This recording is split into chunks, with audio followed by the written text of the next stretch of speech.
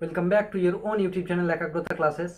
তোমরা যারা সেমিস্টার 2 এবং সেমিস্টার 4-এর স্টুডেন্ট আছো, তোমাদের মধ্যে অনেকেই একটা নোটিশ বা একটা ফটো আমাকে বারবার সেন্ড করে জিজ্ঞাসা করছো যে দাদা, এটা কি অরিজিনাল নোটিশ নাকি ফেক নোটিশ।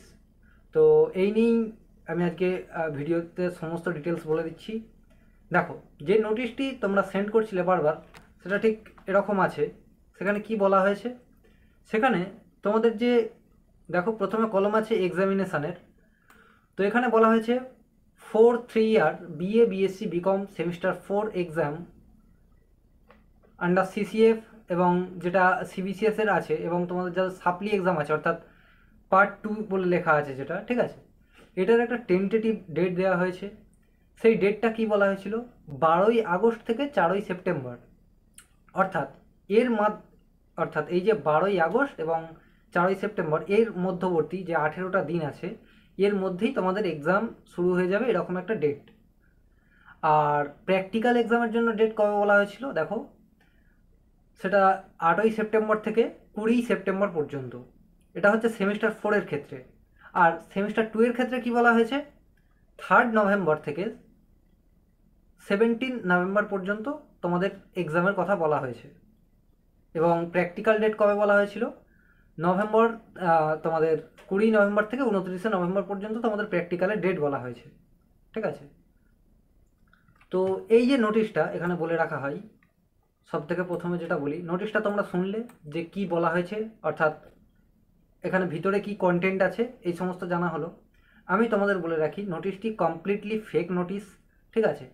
যারা বানিয়েছে তারা কেন বানিয়েছে, কি উদ্দেশ্যে বানিয়েছে জানা নেই। এরকম অনেক তোমাদের নোটিশ ফেক ঘোরাফেরা করে। এক্সামের আগে কারা এরকম করে, তারা মজা করার জন্য করে কি কিসের জন্য করে আমার জানা নেই, কিন্তু এই নোটিশটা সম্পূর্ণ ফেক নোটিশ।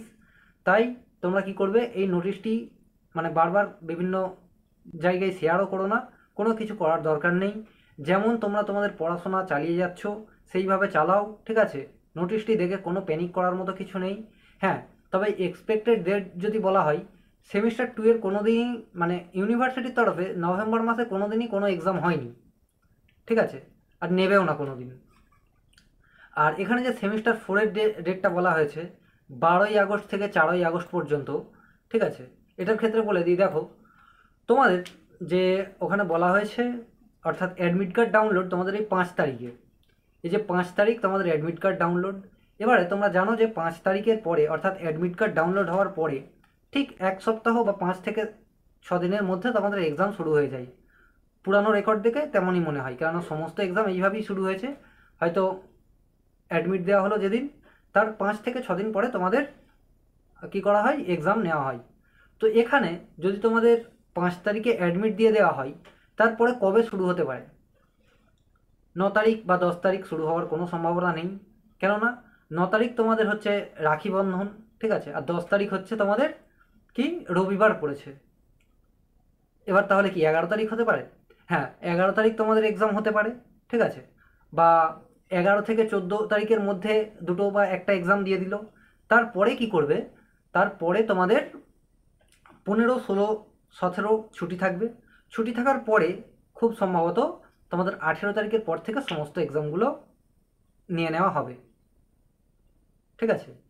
তাহলে তোমাদের 11 থেকে 14 তারিখের মধ্যে একটা বা দুটো এক্সাম হয়ে যেতে পারে, এবং বাকি এক্সামগুলো কবে হবে, সেটা হতে পারে তোমাদের 17 তারিখের পরে, অর্থাৎ 18 তারিখ থেকে তোমাদের হতে পারে। তো আশা করি ভিডিওটি বুঝতে পেরেছো। এবারে তোমরা যারা সেকেন্ড সেমিস্টার আছো, তারা কি করবে বা তাদের এক্সাম কবে হবে। দেখো, তোমাদের যারা সিনিয়র আছে অর্থাৎ সেমিস্টার 4-এর স্টুডেন্ট, তাদের বিএ বিএসসি বিকম এই 3টে স্ট্রিম আছে। এই 3টে স্ট্রিমের এক্সাম শেষ হতে হতে প্রায় তোমাদের আগস্টের শেষ হয়ে যাবে, ঠিক আছে। তাহলে তোমাদের এক্সাম শুরু হওয়ার ডেট কবে, তোমাদের এক্সাম খুব সম্ভবত তোমাদের সেপ্টেম্বরের মাঝামাঝি করে এক্সাম হবে, ঠিক আছে, এমনটাই আশা করা যায়। এবার দেখা যাক, তোমাদের নোটিশ খুব তাড়াতাড়ি তোমরা পেয়ে যাবে। তো বোঝা গেল যে নোটিশটি ফেক কি অরিজিনাল। এবারে প্রশ্ন আসছে যে